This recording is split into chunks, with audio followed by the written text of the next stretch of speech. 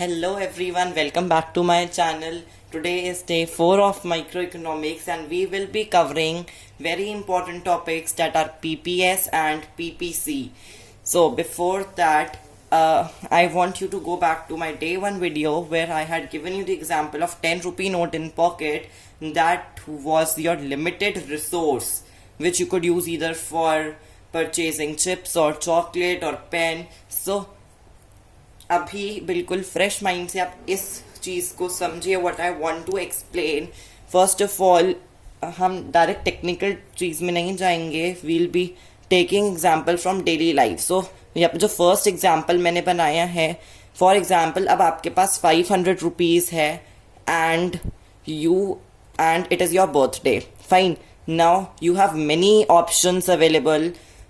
बहुत सारे ऑप्शन है. आप उससे पार्टी कर सकते हैं, आप मूवी देखने जा सकते हैं, आप अपने लिए क्लोथ्स खरीद सकते हैं. That means you can go for shopping और एनीथिंग. सो यहाँ पे से आपका आज किसी चीज़ का मन नहीं है, सिर्फ पार्टी करने का और मूवी देखने जाने का मन है. Fine, so now you have these two options with you. अब लेकिन रिसोर्स तो लिमिटेड है, सिर्फ 500 रुपीज़ है. Now you have to decide कि पार्टी पे कितना खर्चा करना है और मूवी पे कितना खर्चा करना है. अब क्योंकि रिसोर्स लिमिटेड है, हो सकता है आपको पार्टी और मूवी में से भी कोई एक चीज़ चूज़ करनी पड़े. फाइन, या फिर आप सोचो कि आधा पैसा पार्टी पे यूज़ करते हैं, आधा मूवी पे. So here I have made a table. तो आप क्या करोगे, you will pen down all the possibilities you have that are in front of you. अभी सिर्फ एग्जाम्पल 1 देखिए. सो पॉसिबिलिटीज ABCDEFGH करके हमने, जैसे आपका सीरियल नंबर होता है वैसे हमने पॉसिबिलिटीज लिखी है. अब सपोज पार्टी पे हम 0 रुपीज़ खर्च कर रहे हैं, तो हम मूवी पे हम अपना पूरा 500 रुपीज़ स्पेंड करेंगे. अब ऐसे ही लास्ट ऑप्शन देखिए, 500 से मैंने मूवी का ऑप्शन क्विट किया तो 0 on movie and 500 rupees I am spending on party. अब बीच में भी बड़े सारे ऑप्शन है कि अगर 50 रुपीज़ हम पार्टी पे स्पेंड करें, 450 मूवी पे. आई नो मूवी टिकट का प्राइस तो फिक्स्ड ही है, बट से यू विल चूज़ कि कोई और मूवी देखने चले जाए जिसका प्राइस इतना हो. Now that is a secondary thing. अभी आप सिर्फ ये देखिए कि आपके पास ऑप्शन है कि 50 रुपीज़ हम पार्टी पे स्पेंड करें, 450 मूवी पे, या फिर 100 पार्टी पे, 400 मूवी पे, 150 on party, 350 on movie, 250 on both, 300 on party, 200 on movie. तो ऐसे करके बहुत सारे ऑप्शंस आपके पास अवेलेबल है. तो बेसिकली हमने क्या किया था, हमने पार्टी को 0 लेके स्टार्ट किया था. That we are not organizing a party, we are only going and spending on a movie. Fine, लेकिन धीरे धीरे हमने पार्टी को इंक्रीज किया एंड मूवी कम हुआ. इफ़ यू सी, जैसे जैसे हमने पार्टी को इंक्रीज किया, पार्टी पे जो हम मनी इंक्रीज कर रहे हैं, मूवी पे मनी कम हुआ. Can you tell the reason? It's very important चीज़, ये आपको क्लियर होना चाहिए कि हमने जैसे जैसे पार्टी पे अपना मनी स्पेंड जो हम कर रहे हैं वो इंक्रीज किया, तो हमारा मूवी पे कम होता गया.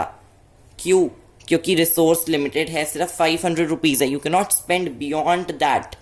फाइन, तो जितने सिर्फ 500 रुपीज़ है, अगर मेरे को किसी एक चीज़ पे ज़्यादा खर्चा करना है तो मेरे को अपनी दूसरी चीज़ पे खर्चे को कम करना होगा. सो बेसिकली हमने 2 ऑप्शंस लिए थे इसमें एंड हमने अजम्पशन की थी कि हम सिर्फ 2 ही ऑप्शंस हमारा मन है एंड हमने एक टेबल सॉर्ट ऑफ थिंग बनाई है. देख लीजिए अच्छे से. Now coming to second example. Second example is कि आप movie, it's not related to the first one.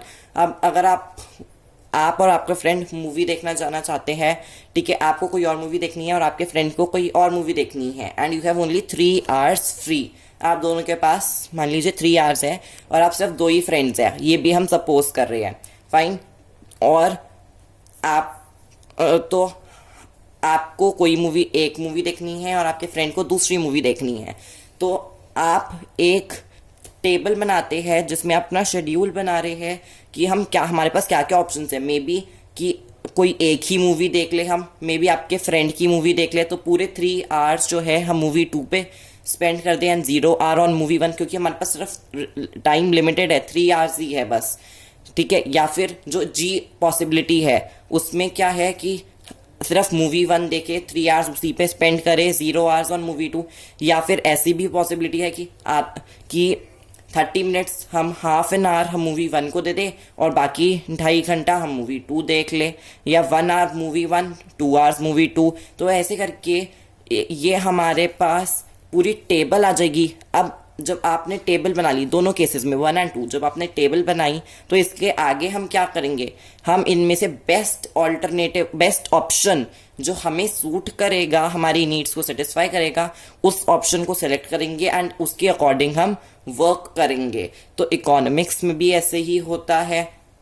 लेकिन इकोनॉमिस्ट सब ये सब नहीं पढ़ते कि मूवी देखने जाना है या जो है किस पे उनकी पार्टी करेगा।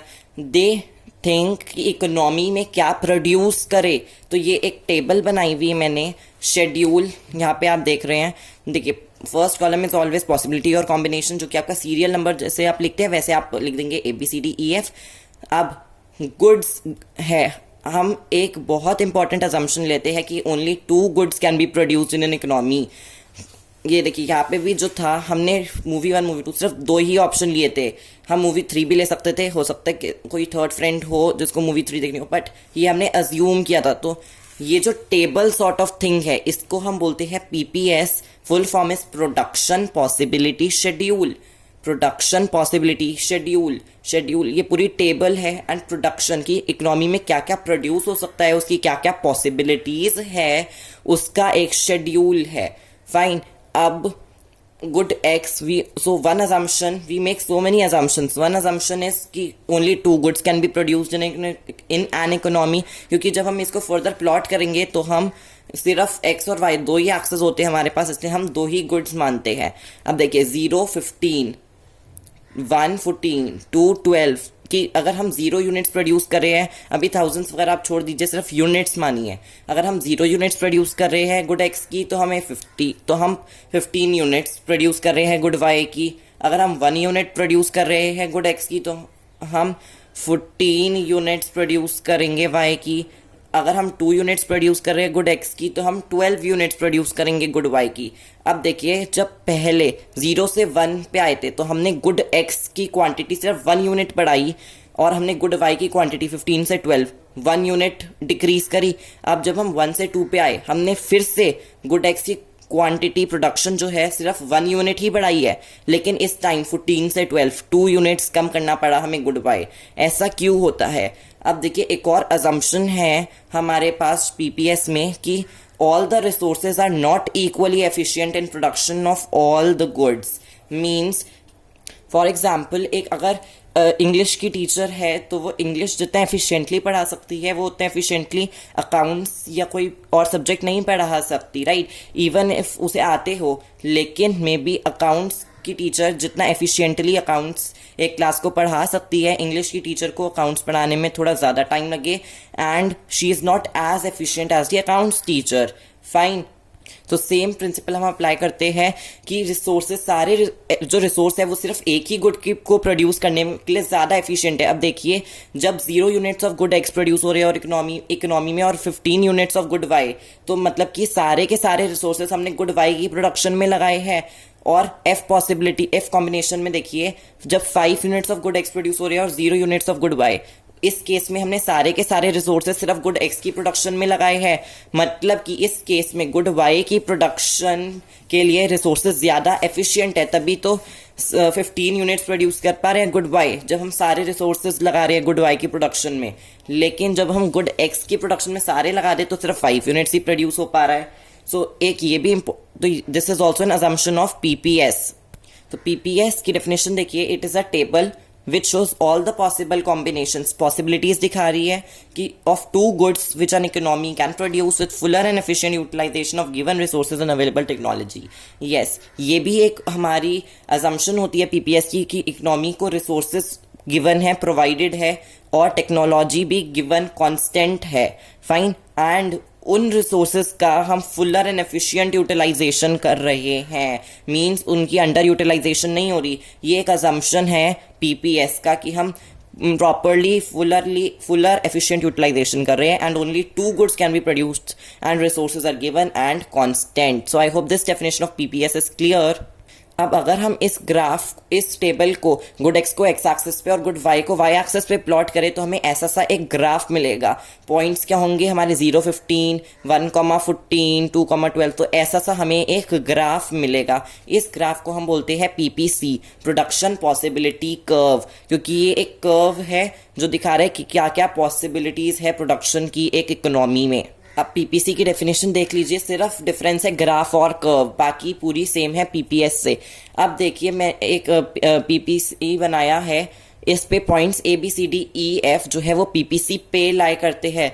तो हमने एक अजम्पशन करी थी कि गुड्स की रिसोर्सेज एफिशिएंटली एम्प्लॉयड है. तो जो भी पॉइंट पीपीसी पे लाई करता है, अगर इकोनॉमी उन पे प्रोड्यूस कर रही है, इफ इकोनॉमी इज प्रोड्यूसिंग और operating at a point on the PPC. देखो पीपीसी तो सिर्फ प्रोडक्शन पॉसिबिलिटीज दिखा रहा है. हो सकता है कि एक इकोनॉमी पीपीसी पे ऑपरेट कर रही हो या पीपीसी के अंदर ऑपरेट कर रही हो. अगर इकोनॉमी पीपीसी पे ऑपरेट कर रही है means fuller and efficient utilization of resources है based on the assumption. Fine. अगर इकोनॉमी पीपीसी के अंदर प्रोड्यूस कर रही है, एक्चुअल प्रोडक्शन पीपीसी के अंदर है मींस अंडर यूटिलाइजेशन है रिसोर्सेज की. और पीपीसी के बाहर तो एक इकोनॉमी कभी प्रोड्यूस कर ही नहीं सकती, वो तो अनअटेनेबल अनअचीवेबल कॉम्बिनेशन है, क्योंकि रिसोर्सेज तो गिवन और कांस्टेंट हमने अज्यूम करे हैं. उन रिसोर्सेज जितने हैं उससे ज़्यादा थोड़ी ना एम्प्लॉय कर सकते हैं हम. अब ये तो हो गया फर्स्ट ग्राफ का कि on the PPC if economy is producing fuller and efficient utilization, inside तो अंडर यूटिलाइजेशन एंड आउटसाइड तो अनअटेनेबल कॉम्बिनेशन. अब आ जाइए ग्राफ 2 पे. It represent shift of PPC की जो शिफ्ट की पीपीसी जो है कंट्री का, क्या पीपीसी शिफ्ट कर सकता है. If PPC shift towards the right मतलब कि रिसोर्सेज बढ़ रहे हैं. Fine. And if PPC shift towards left तो रिसोर्सेज डिस्ट्रक्शन हो रहा है. It can be due to natural calamity, cloud burst हो गया, लैंडस्लाइड्स आ गए, स्नो एवलांच, एनीथिंग, या फिर लार्ज स्केल माइग्रेशन हो गई, पीपल चले गए हमारी कंट्री से तो हमारे रिसोर्सेज कम हो गए. तो पीपीसी तो बेस्ड ऑन द अजम्पशन है ना कि resources fully and efficiently employed है, तो रिसोर्सेज हमारे कम हो गए तो PPC will shift to left if destruction of resources और large scale migration to other countries. And PPC shift towards right if there is growth of resources. Technology हमने import कर ली बाहर से या कुछ भी ग्रोथ हो गया तो PPC will shift towards the right. I hope ये आपको क्लियर होगा कि PPC शोज प्रोडक्शन पॉसिबिलिटीज. अब ये सारे पॉइंट्स आई हैव एक्सप्लेन्ड. एक छोटा सा टॉपिक रह गया, rotation of PPC along x axis और वाई एक्सिस. रोटेट कब करता है PPC? It rotates when technology बढ़ रही है, लेकिन सिर्फ एक ही गुड की प्रोडक्शन के लिए टेक्नोलॉजी बढ़े तब पीपीसी रोटेट करता है. जैसे कि फर्स्ट डायग्राम में देखिए, good x it is rotation along the x axis. तो हमें एक्स एक्सिस पे 3 पॉइंट्स मिले. एक तो जो डार्क लाइन से रिप्रेजेंटेड है वो ओरिजिनल पीपीसी था, एक्स पॉइंट. अगर x1 पॉइंट आ जाता है हमारा ग्राफ yx1 हो जाता है, मीन्स कि हमारी टेक्नोलॉजी जो हमने इंपोर्ट करी है या कुछ वो हमारी जो है गुड एक्स की प्रोडक्शन को बढ़ा रही है. And if it is yx2 means हमारी गुड एक्स को प्रोड्यूस करने वाली जो टेक्नोलॉजी थी वो कम हो गई.